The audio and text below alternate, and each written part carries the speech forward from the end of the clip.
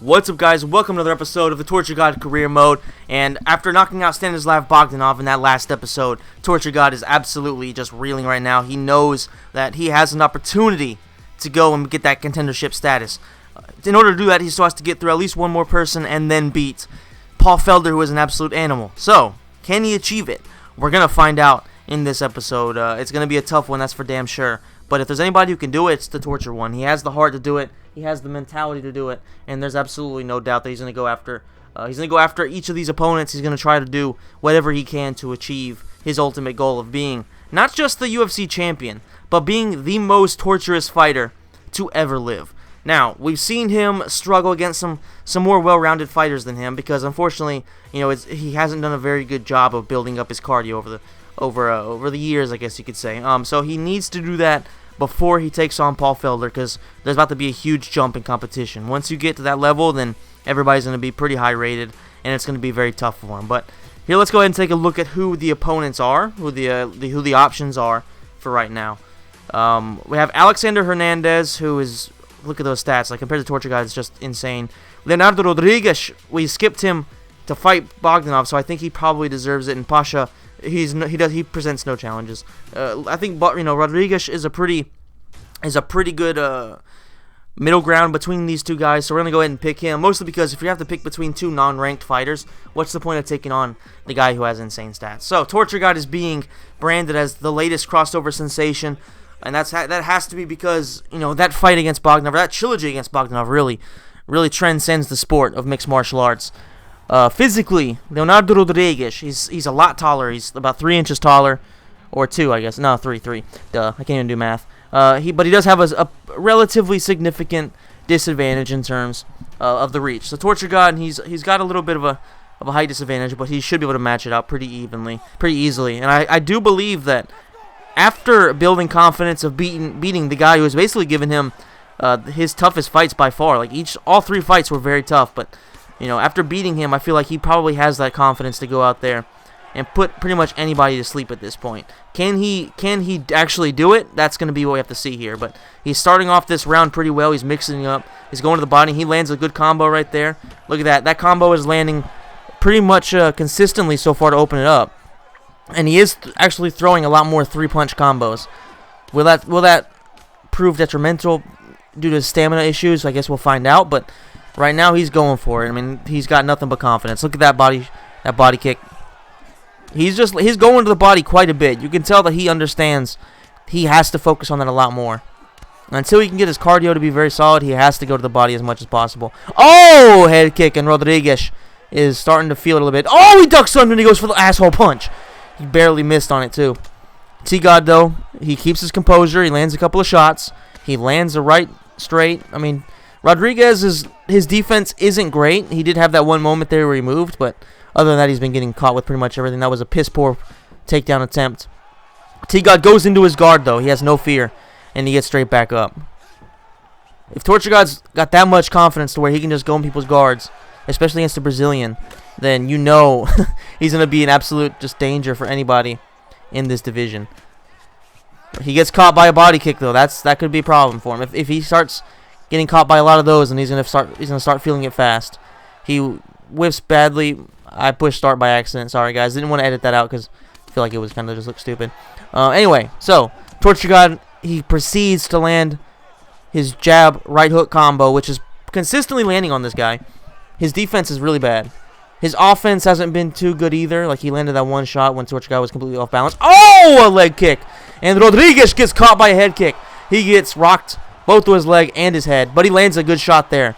Torture God felt that when he stumbled backwards. Ooh, misses with the head kick. His stamina is trash right now. Look at that. It's all the way down. He's getting caught by body shots. Okay, he gains his composure. He has to keep calm. He can't go. He has to do what he did against Bogdanov. He has to keep his composure and not do stupid shit if he wants to get towards that title. He's landing some really good uppercuts, though. Look at Rodriguez, man. As time goes on, he starts to move a little bit better. You know what they say? It's fear that gives men wings. So he must be feeling the torture one right now. Another good leg kick there. Caught him at the end of that punch.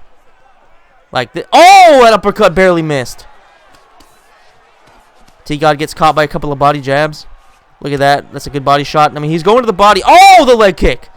Rodriguez gets caught by another one. He has to defend that smarter. Look at T-God mixing it up perfectly. Look at that. Oh, front leg kick. That's a little lead leg, I should say. I mean, that's a hell of a round for T-God. He's tired himself out a little bit, but I feel like he definitely won the round there, and the game like glitched for a second. I don't know what the hell happened there, but I think that's definitely a clear round for T-God. Definitely 1-0.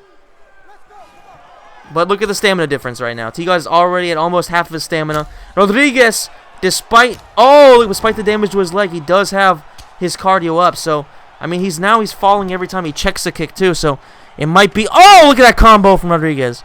It might be that despite T-God having next to no stamina, his legs are so fucked that he might not be able to survive regardless.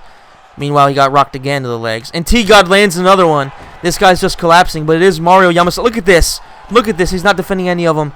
But like I said, man, we know this is Mario Yamasaki. He does not give a fuck about fighters' health. He wants to see as much torture as possible. And that only favors the T1. Look at that. Another inside leg kick. Brutal, man. It's just brutal. This time he checked it. Still did a little bit of damage to him. T-God can't go after. Oh, he mixed it up perfectly. I was about to say, he can't go constantly to the legs because he's going to get checked and he's going to hurt himself. But look at him here, man. After that head kick, he follows up with some nice combos. And down goes Rodriguez. But, oh, he's rocked again. He's rocked to the head. And oh, my goodness. Look at this. Torture God. He's rocked himself. But Rodriguez drops down because he's hurt to his legs and his head. I mean, this is just a fucking war here. Torture God, he's throwing caution to the wind. He wants the finish. He goes to the body this time.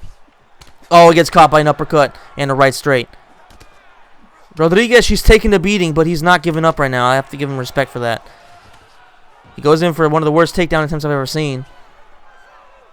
Ooh, he gets caught by a jab and almost gets followed up with a head kick, but he lands a stiff right of his own. Torture guy is all over him though. I mean, he's got low stamina, but he's going to go off. Oh, head kick! Look at this guy stumbling backwards. Ooh, he blocks that one. He's taking a long time to recover now. Oh, and the leg kick. He drops down. Torture God, he pretty much can go anywhere and do a lot of damage to him. He's really done a good job of mixing up his offense. And there it is! Rodriguez is the second person to fall victim to the leg kicks of the Torture One. I have to say, man, that was an absolutely brutal fight for this poor man, Leonardo Rodriguez. I mean, Yamasaki, he probably could have intervened a little bit earlier, but, I mean, he did do his job, I guess, because he basically waited until the guy was basically begging for it to end. So, I guess, hats off to Rodriguez for having the heart to stay in there, but it just gets to a point where you have to understand you're not going to win the fight, and you have to call it quits. I mean, look at Yamasaki. He's like, hell no, hell no, hell no.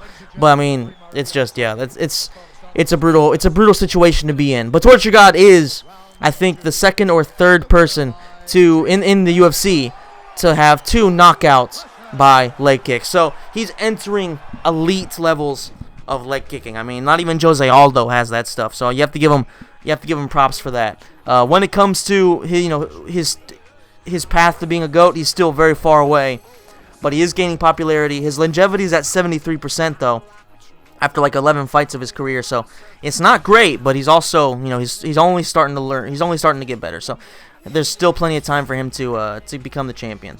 All right, so let's go ahead and take a look at the next fight offer. I'm assuming. Oh yeah, that's right. It's Paul Felder. That's right. We have the Irish Dragon. It's the rival fight, so it's gonna be a tough one. I mean, look at those stats. Mostly, we have to worry about him in the clinch. That's where he's at his best. He's got really good kicks, and he's really dangerous in the clinch. A fighter needs someone to push him to be great. McGregor had Diaz, Jones had Cormier, and Silva had Sonnen. Each series didn't just pit the best against the best, but it matched up rivals that had personal scores to settle. And when the octagon door shut, the bad blood reached a boiling point. Who will be the one to step up and put this feud to rest? Or give up bragging rights once and for all?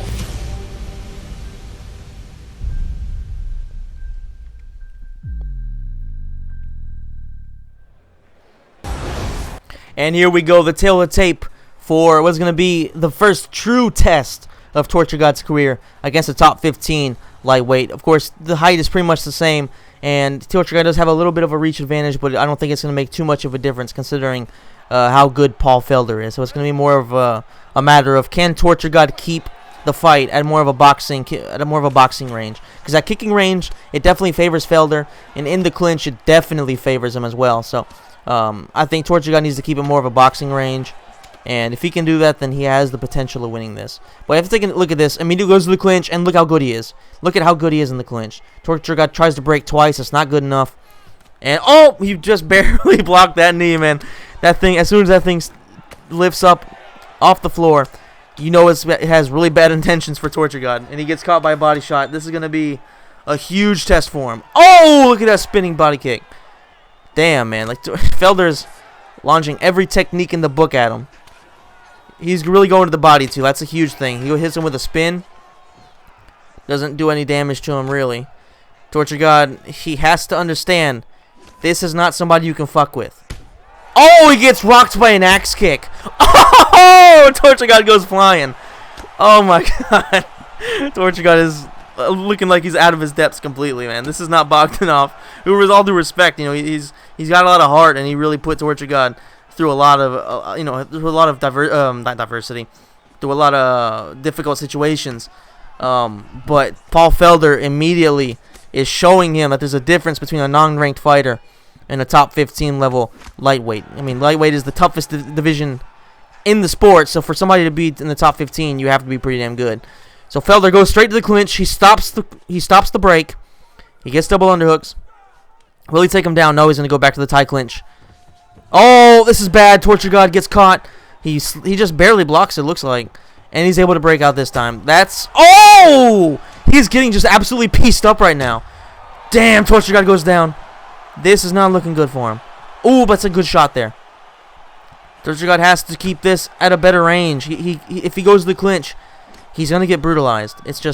I mean, he's getting caught badly in the striking exchanges too, but he has a better chance there, I would say.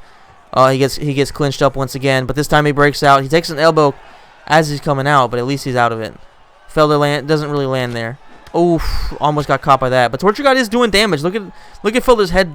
It's not doing great right now. Like, every time T-God touches him, he does hurt him. Look at that. Ooh, that's a three-piece combo. Where's the soda? Ooh, but Felder hits him with a head kick. Ah, man, this is not looking good for Torture God. He's getting pieced up. Leaving the front kick to the body, the teep.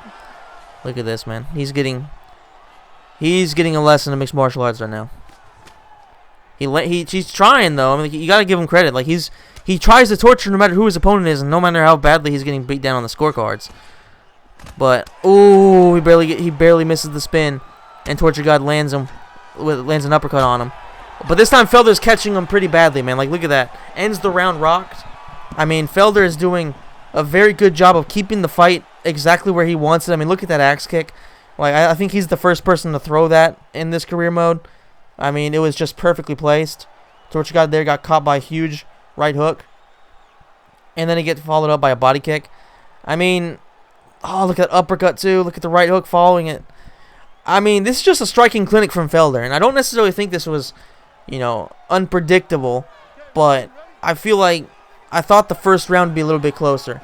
But T-God, he's got no quit in him. So he's going to go after it. He gets pieced up pretty early on here. First 10 seconds do not go well for him. Probably got caught by like 6 or 7 significant strikes just to start off the round. But look at Felder, man. He's covering up. Oh, look at that knee. His body is mushed too now. His liver is fucked. But he lands his right hook, right straight. That kind of stumbles him. Oh, that's a good little combo. But Felder is not giving him any room to breathe. Ooh, he thought about the head kick, but that would have been really stupid.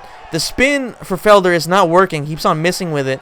And if Torture God can time it right, then he can potentially knock him unconscious. I mean, that time Felder went for an overhand. He got caught to the body. So Torture God's starting to mix it up a little bit better. But they get in this situation right here where the clinch, and it's just, he has no chance. I mean, he got pieced up brutally right there. Torture God swings in with an overhand, misses wildly. But that time he lands it. And Felder's in deep shit. Oh, the head kick! Torture God goes in for the finish.